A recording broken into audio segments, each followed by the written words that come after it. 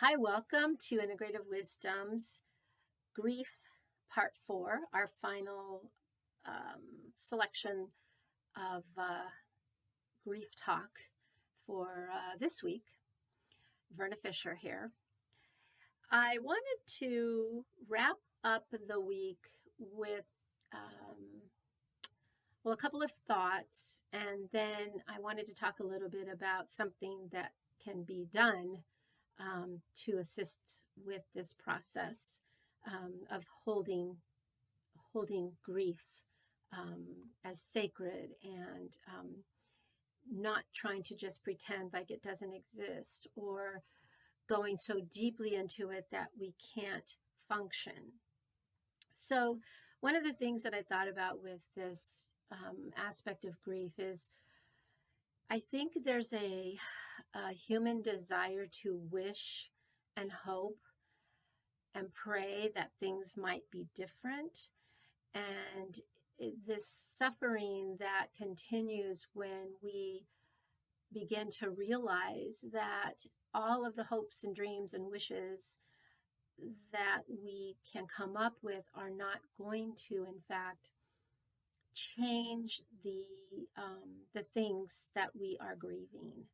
So one of the first components for our work is to see if we can accept where things are. Doesn't mean we don't work to make things around them better, but accepting that there are these issues, these losses, these deep moments of suffering that that are present. And so to be able to acknowledge, right? And we may or may not be able to make meaning out of these events that have happened, to make some kind of semblance of sense from them.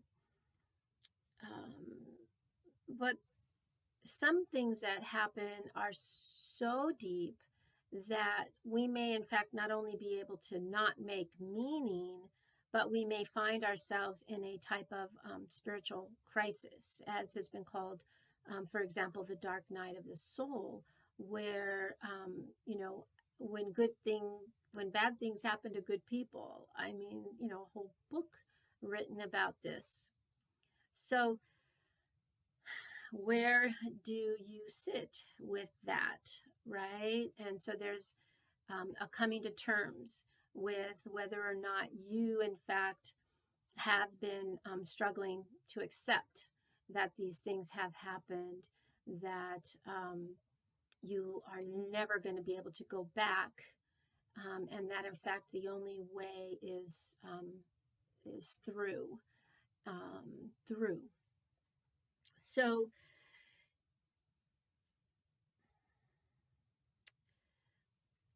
I've talked about this before, but one of the actions that we can take during this time is to acknowledge our grief, acknowledge the loss of whatever it is, whether that's something as profound as a death, something as meaningful as employment, similar losses that include our routine, our sense of well-being, knowing a routine that we can count on.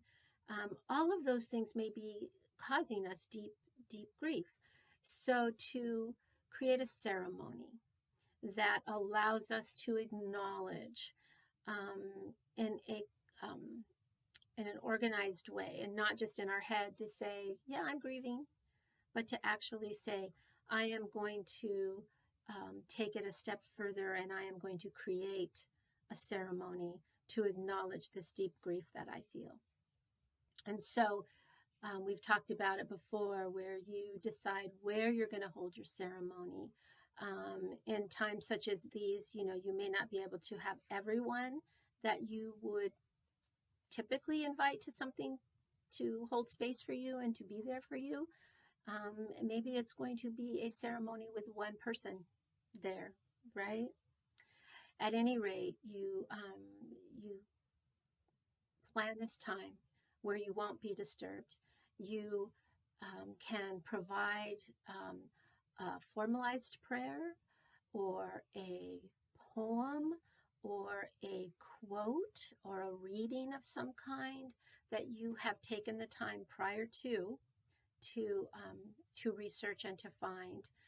You may write your own words for this time.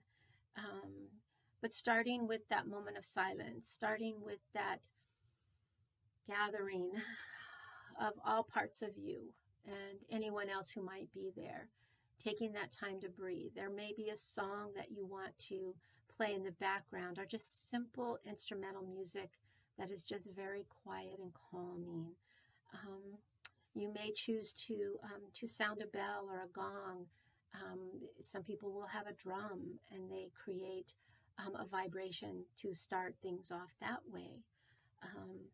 You may decide to light a candle, as I've talked about before. It's not the candle itself, but the meaning that goes into the lighting of the candle and the light that is there with you as you gently hold your grief, right? Another thing that you can do is you can bring in objects. We call them sacramentals, just things that remind you of either hope for yourself or support.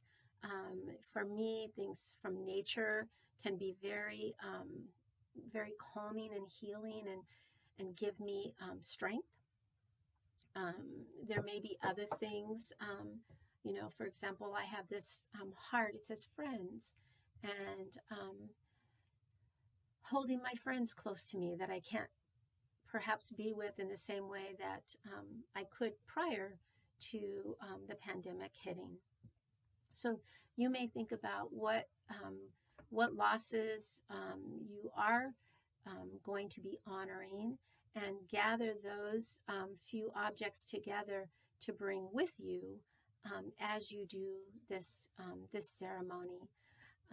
And then, from your spiritual perspective, asking God to support you and to help you as you gently tend to these feelings and emotions that you are experiencing.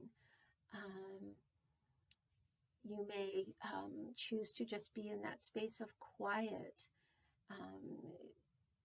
communing with nature and just asking to be washed with a sense of peace, even if it's just for those few minutes that you're in that ceremony. You may specifically in your prayer or your speaking time, ask for that support, ask for the possibility of acceptance, wisdom, strength, courage, whatever guidance, whatever support that you are recognizing that would be beneficial for you during this difficult time. I hope these have been helpful suggestions. It does not mean that grief is cured. It does not mean that we don't continue to have these deep emotions, but it does mean that we're not pretending like they don't exist.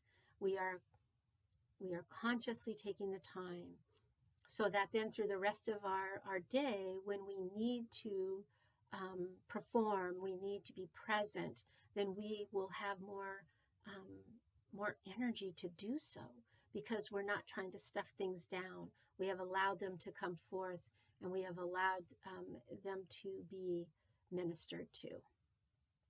All right, everybody. Again, thank you for being here this week with our videos on grief. And if you have any questions, any concerns, as always, please just reach out, and I will do my best to be a support to you. All right, everybody, take care. Bye.